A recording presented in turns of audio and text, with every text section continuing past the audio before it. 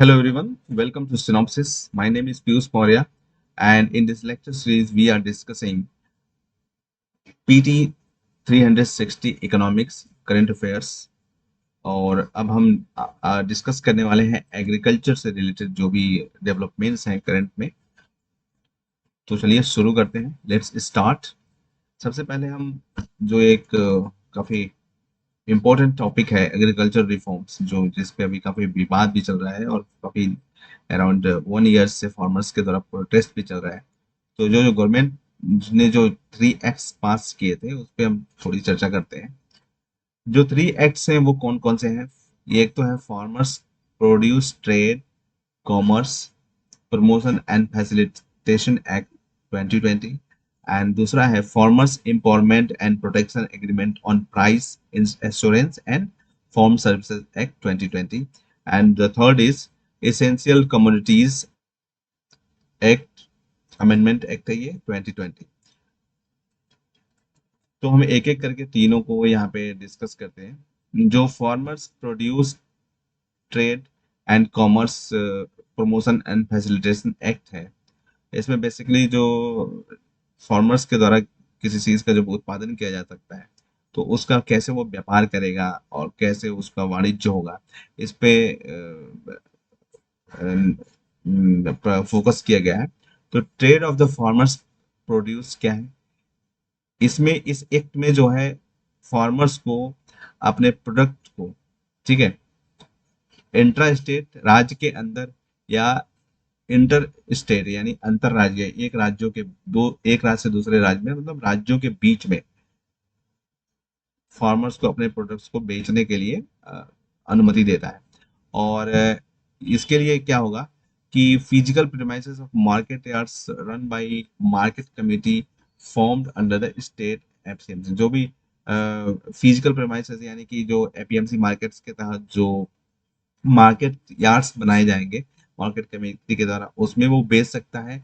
या फिर जो अन्य notified under the APMC act, APMC act के तहत जो और भी अनुसूचित मार्केट्स हैं, बाजार हैं, वहां पे बेच सकता है। यानी कि जो मार्केट कमेटी के द्वारा जो मंडी बनाई जाती है, मंडी, उसमें वो बेच सकता है या फिर बाहर की मार्केट्स में भी बेच सकता है।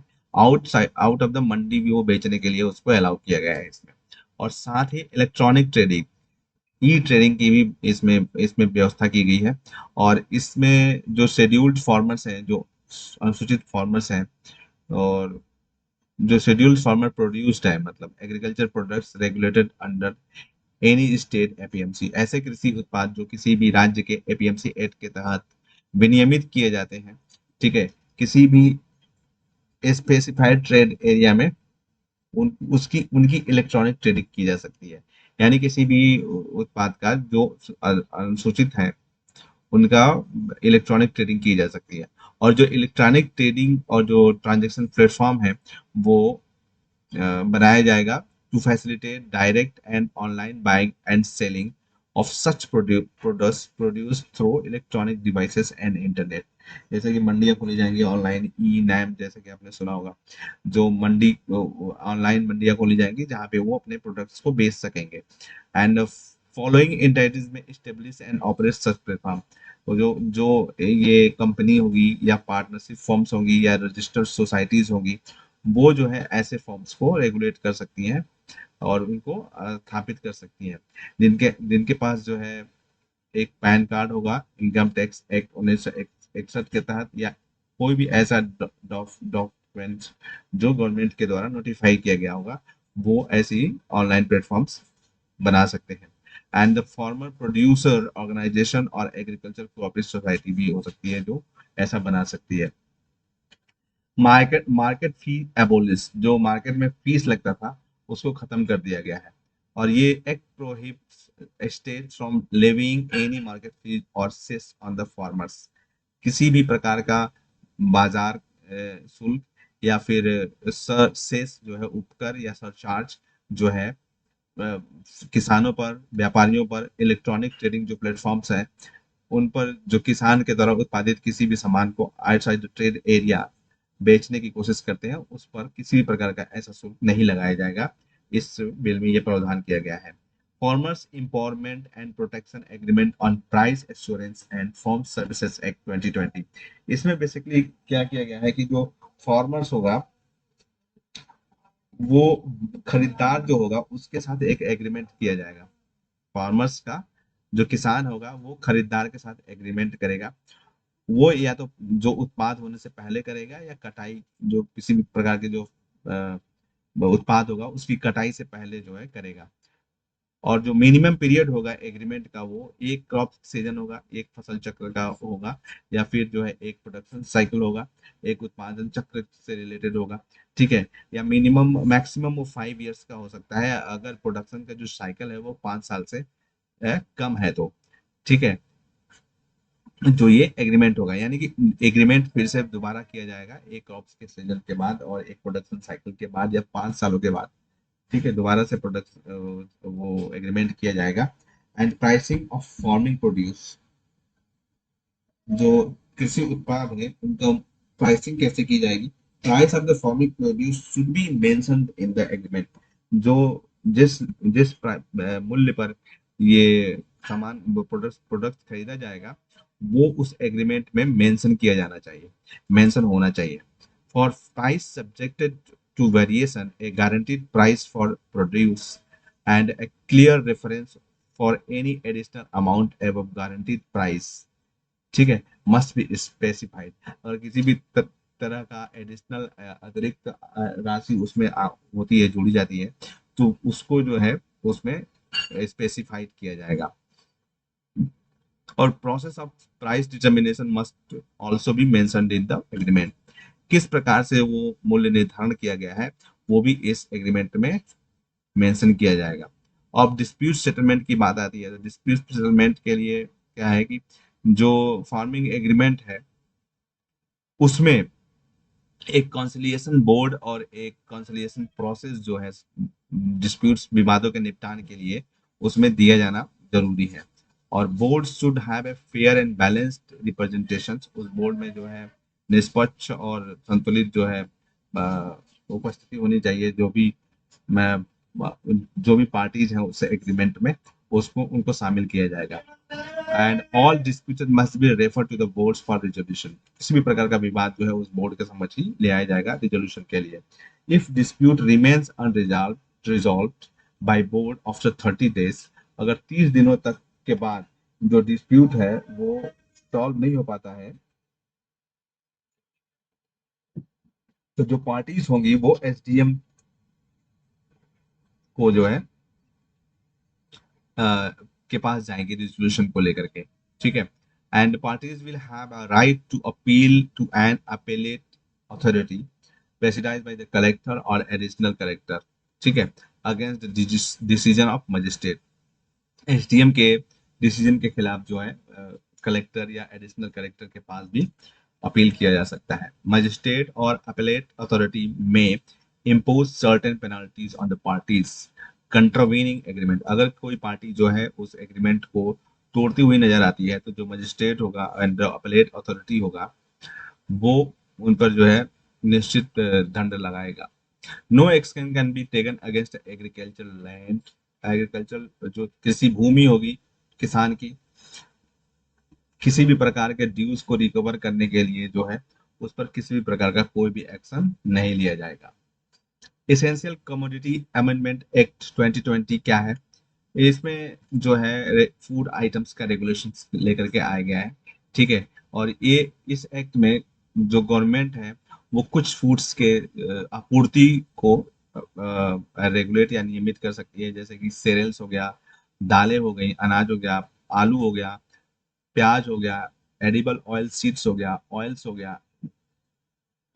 और कुछ वो भी कुछ जो है असाधारण परिस्थितियों में ही ऐसा कर सकती है, उसके आपूर्ति को गवर्नमेंट रेगुलेट कर सकती है। इसमें जो असाधारण परिस्थितियां क्या हो सकती हैं, या तो युद्ध हो गया या सूखा पड़ गया या बहुत ही असाधारण रूप से मूल्य में वृद्धि हो गई या कोई प्राकृतिक आपदा आ गई, तो ऐसे में सप्लाई को जो कुछ ये जो फूड्स आइटम्स दिए हुए हैं इनकी सप्लाई को गवर्नमेंट रेगुलेट कर सकती है। Essential commodities act 1955 empowered government to designate certain commodities such as food items, fertilizers और petroleum products as essential commodities. इसके तहत जो है, जो एसेंशियल कमोडिटीज एक्ट 1955 है, उसमें गवर्नमेंट को ये अधिकार प्राप्त होता है कि वो कुछ कमोडिटीज को एसेंशियल कमोडिटीज में बदल सकती है, मतलब शामिल कर सकती है। गवर्नमेंट में रेगुलेट और prohibit production, supply, distribution, trade, commerce of such essential commodities. Stock limits क्या है? स्टॉक लिमिट्स का मतलब act requires that imposition of any stock limit, यानी कि भंडारण की जो सीमा है वो क्या होनी चाहिए। और तो इसमें ये एक्ट में ये कहा गया है कि किसी भी प्रकार का जो स्टॉक लिमिट है एग्रीकल्चर प्रोडक्ट्स पर, उत्पादों पर, वो उसके मूल्यों की वृद्धि के ऊपर निर्भर करता है। और स्टॉक लिमिट केवल तभी लागू किया जा सकता है जब खुदरा बाजार में 100% की वृद्धि हो जाती है, और वो भी हॉर्टिकल्चर प्रोडक्ट्स, ठीक है, जो फल फल सब्जियां हैं, उनमें जो अगर 100% की वृद्धि हो जाती है खुदरा बाजार में, तब जो है वो स्टॉक लिमिट तय किया जाएगा। और 50% इंक्रीज अगर होता है retail price of non perishable agriculture foods item, तो उसमें 50% का इंक्रीज किया जा सकता है। Increase in price will be calculated over price prevailing immediately preceding 12 months and average retail price of the last 5 years which is lower। Contract farming क्या है? What is contract farming? तो कॉन्ट्रैक्ट फार्मिंग जो होता है, ये फसल की कटाई से पहले ही एक एग्रीमेंट किया जाता है, फसल को लगाने से पहले, ठीक है। और वो बायर्स, जैसे कि फूड प्रोसेसिंग यूनिट्स, कोई फूड खाद्य प्रसंस्करण इकाई है, या फिर जो एक्सपोर्टर है, ठीक है, आयातक है कोई, निर्यातक है, सॉरी, निर्यातक है, तो उसके बीच में, और जो प्रोड्यूसर्स है, किसान हो गया या फिर किसानों का संगठन हो गया, उनके बीच में फ्री हार्वेस्टिंग एग्रीमेंट होता है, उसको कॉन्ट्रैक्ट फार्मिंग कहते हैं। और ये कॉन्ट्रैक्ट फार्मिंग जो होती है वो कंकरेंट लिस्ट में होती है। कॉन्ट्रैक्ट फार्मिंग का मतलब कुछ विशेष फसल को उगाने के लिए एग्रीमेंट हो सकता है कि आप ये फसल जो है इतने सालों तक, इतने समय तक उगाएंगे। तो जो कॉन्ट्रैक्ट फार्मिंग है वो कंकरेंट लिस्ट में है, एंड द एग्रीकल्चर जो है वो स्टेट लिस्ट में आता है। Soil health card SHG scheme, it printed report that a farmer will be handed over for each of these holdings, and it provides to all farmers in the country at an interval of 2 years, enable farmers to apply recommendation Dutch of nutrient based on soil test values, and it realizes improved and sustainable soil health, fertilities, low cost, higher profits। इस promoted by, ये जो soil health card है वो department of agriculture, agriculture ministry और respective department of agriculture in states and duties के द्वारा promote किया जाता है। ये एक प्रकार का प्रिंटेड रिपोर्ट होता है जो कि फार्मर्स को दिया जाएगा, और जो इसमें जो provides all farmers in the country, जो हर 2 साल के अंतराल पर ये दिया जाएगा। इसमें फार्मर्स जो है इसमें सुझाव दे सकते हैं कि जो पोषक के आधार पर जो मिट्टी का जो वैल्यूज है वो कैसा है, उसमें किस प्रकार की जो है फसल उगाई जा सकती है, नहीं उगाई जा सकती है, इन इन तमाम चीजों पे ये रिपोर्ट बनाई जाएगी, स्कीम बनाया जाएगा। Soil samples are tested with the respect of 12 parameters. 12 जो है पैरामीटर्स पे जो सॉइल सैंपल्स हैं वो टेस्ट किए जाएंगे। एक मैक्रो न्यूट्रिएंट्स, दो मैक्रो यानी कि बड़े जो न्यूट्रिएंट्स होते हैं, like nitrogen, phosphorus, potassium. Secondary nutrients जो होते हैं सल्फर। माइक्रो न्यूट्रिएंट्स जो होते हैं zinc, iron, copper and manganese, boron. And physical parameters, pH उसका कितना है, भौतिक जो उसके पैरामीटर्स हैं, लाइक इलेक्ट्रिक कंडक्टिविटी क्या है, ऑर्गेनिक कार्बन्स क्या है उसके अंदर। तो ये सारी चीजें जो है उसमें सॉइल हेल्थ कार्ड के अंदर, स्कीम के अंदर मेजर्स की जाएंगी। HD3226 पूसा यशस्वी क्या है?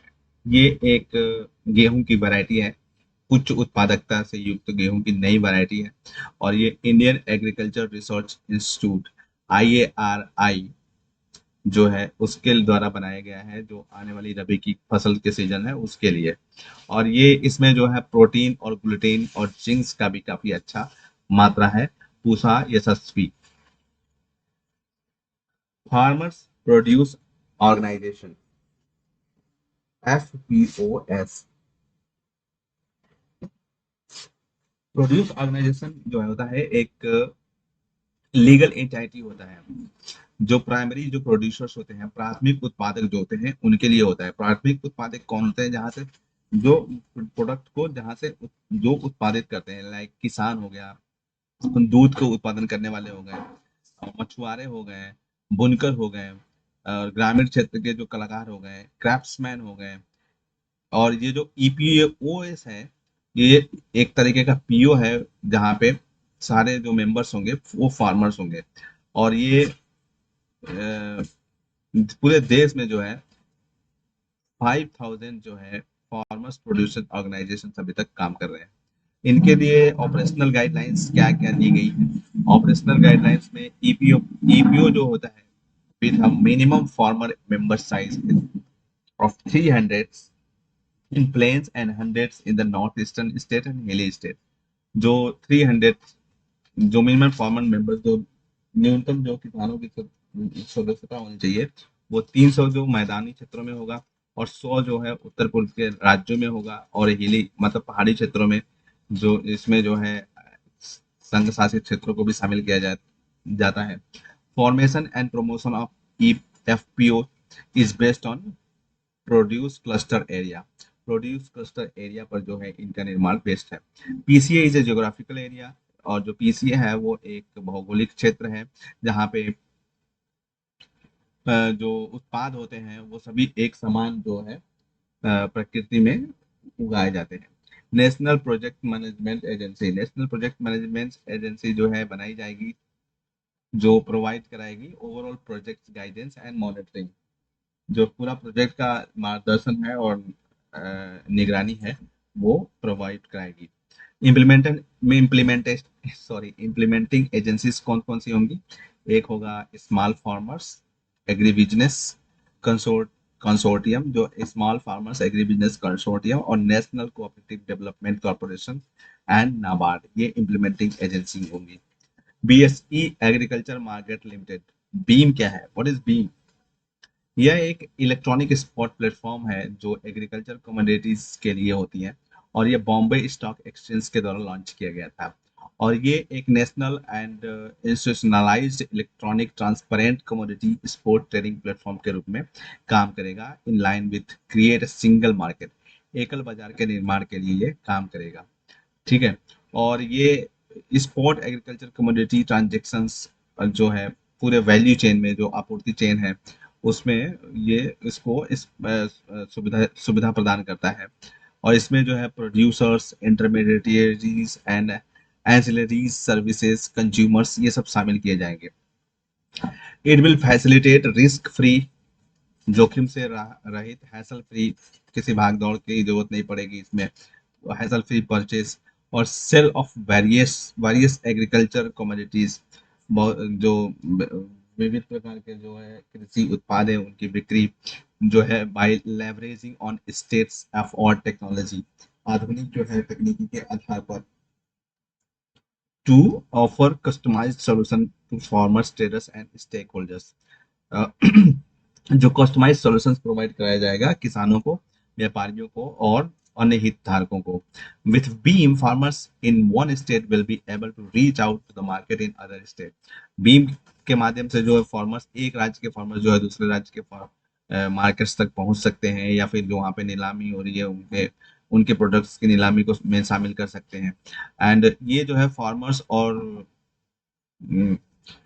farmers and farmer collectives discovers best prices from their produce based on the quality।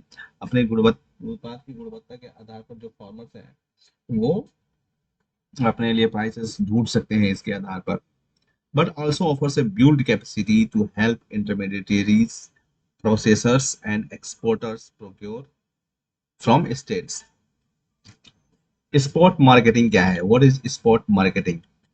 ये जो है it is where financial instruments are exchanged, जहाँ पे जो वित्तीय इंस्ट्रूमेंट्स होते हैं वो बदल दिए गए हैं for inter immediate delivery, such as commodities, currencies and securities. ठीक है। तो स्पॉट कमोडिटी जो होता है ये ऐसी कमोडिटी होती है जो जो कि जो ऐसे इंटेंशन के साथ बेची जा रही है कि जो बायर्स को डिलीवर की जाएगी। ठीक है। और उसमें निष्पक्षता होगा और तो बहुत जल्दी वो डिलीवर कर दी जाएगी, आइदर प्रेजेंटली और with in a few days, या तुरंत या कुछ दिनों में। स्पॉट स्पॉट कमोडिटी उसको कहते हैं। कस्तूरी कॉटन क्या होता है? कस्तूरी कॉटन जो है एक इंडियन प्रीमियर कॉटन है, और इसको कस्तूरी कॉटन के नाम से जाना जाता है, और जो वर्ल्ड कॉटन ट्रेड है उसके द्वारा। कस्तूरी कॉटन ब्रांड जो है ये whiteness, brightness, softness, purity, lustre, uniqueness और इंडियननेस के लिए जाना जाएगा। India will grow all four species of the sorry India grows all four species of the cotton. India जो है कॉटन यानी कपास के सारी चार वैरायटीज का उत्पादन करता है। ये जो चार वैरायटीज कौन कौन सी हैं? Gossypium arboreum and herbaceum. Asian cotton इसको बोलते हैं, हार्बेसियम को एशियन कॉटन भी बोलते हैं। जी बारबाड इंस इजिप्शियन कॉटन इसको बोलते हैं।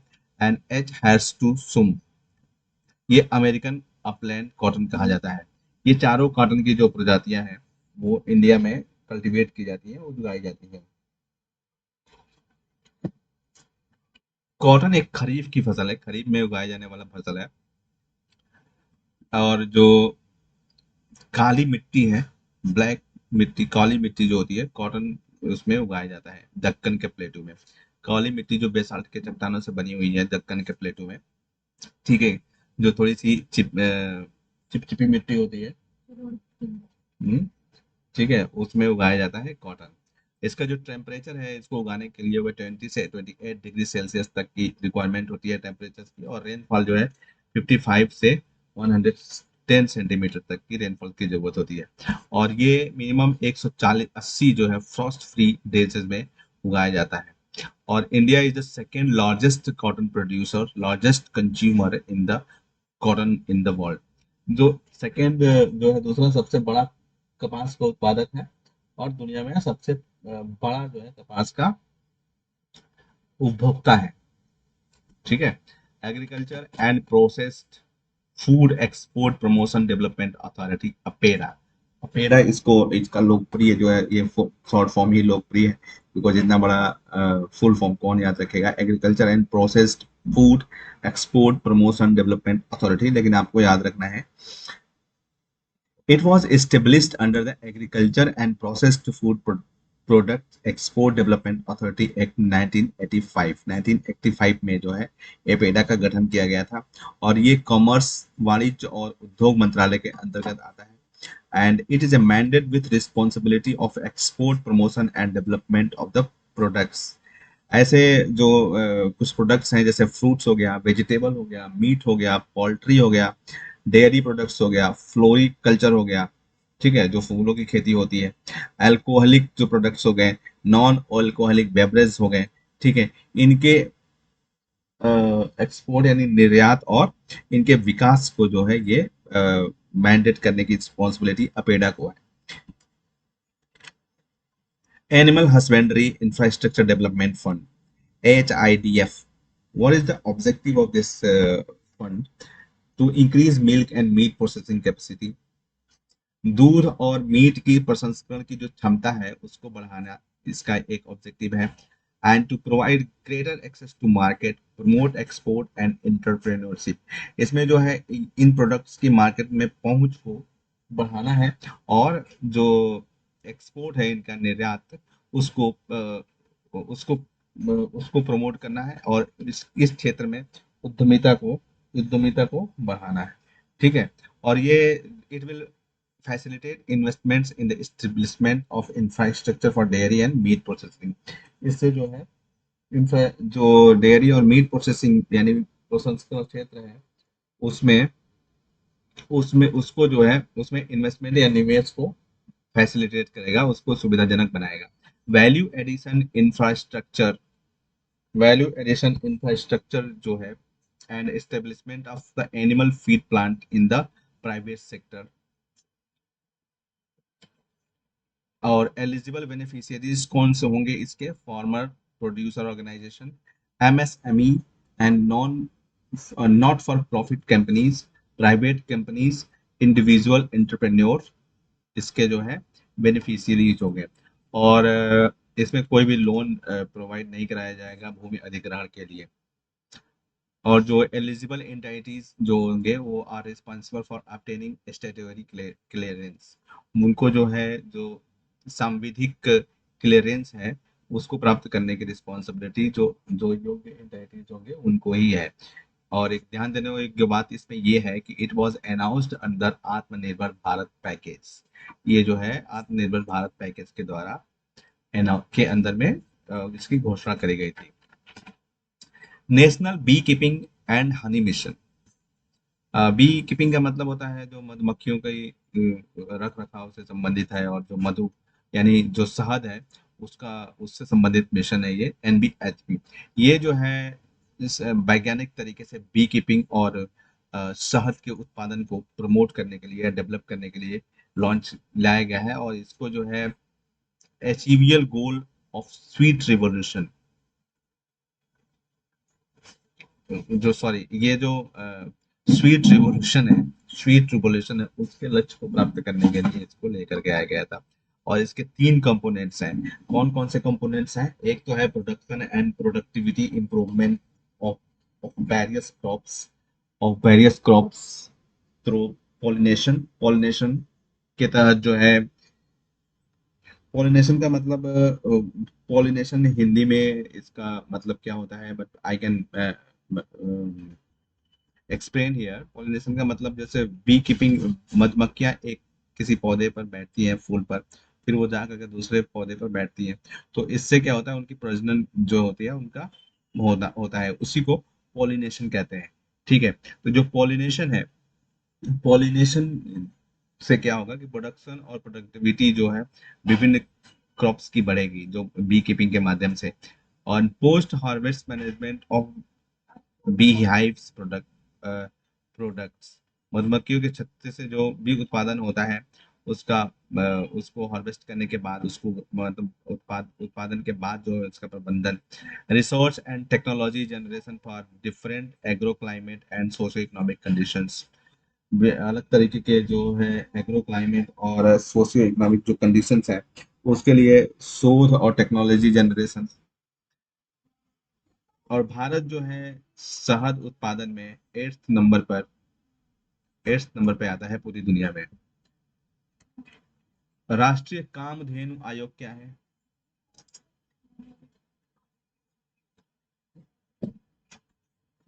It will hold a country wide online examination on गौ विज्ञान। एक काउ जो है काउ साइंस यानी गाय से संबंधित जो विज्ञान है, कामधेनु आयोग जो है उस पर ऑनलाइन एग्जामिनेशन आयोजित किया जाएगा इसके द्वारा। और ये एक परमानेंट एपेक्स एडवाइजरी बॉडी है for of department of animal husbandry and dairying. जो एनिमल हस्बेंड्री और डेयरिंग का विभाग है उसके लिए ये एक परमानेंट एडवाइजरी बॉडी है। और ये organize animal husbandry on modern and scientific lines, जो पशुपालन है उसको आधुनिक और वैज्ञानिक तरीकों से जो है ये संगठित करता है। और जो ब्रीड्स हैं, जो ब्रीड्स होती हैं, नस्लें होती हैं, उनको प्रिजर्व करने और उनको उनकी उनको इम्प्रूव करने के लिए स्टेप्स लेता है, कदम उठाता है। प्रोहिबिट्स स्लॉटर्स ऑफ काऊ, गौ हत्या को बंद करता है। क्लॉप्स कॉल्प्स बछड़ों को, and milches and draught cattles. ठीक है, it functions as an integral part of Rashtriya Gokul mission, यह राष्ट्रीय गोकुल मिशन के तहत जो है का एक अभिन्न अंग है। राष्ट्रीय गोकुल मिशन का अभिन्न अंग कौन सा है? राष्ट्रीय कामधेनु आयोग।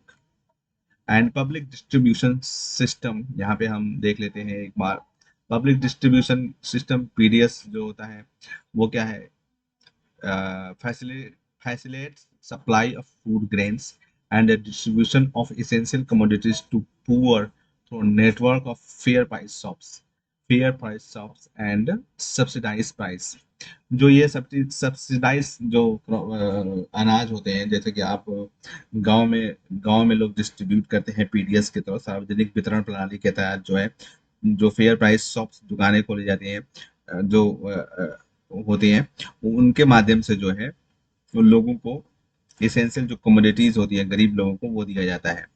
और इसकी जो ऑपरेशनल रिस्पॉन्सिबिलिटी है, उसमें allocation with in the state, राज्यों के तहत जो है वितरण, एंड आइडेंटिफिकेशन ऑफ बेनिफिशियरीज, लाभार्थियों की पहचान, and issue of ration card और राशन कार्ड जारी करना, ये सब शामिल है।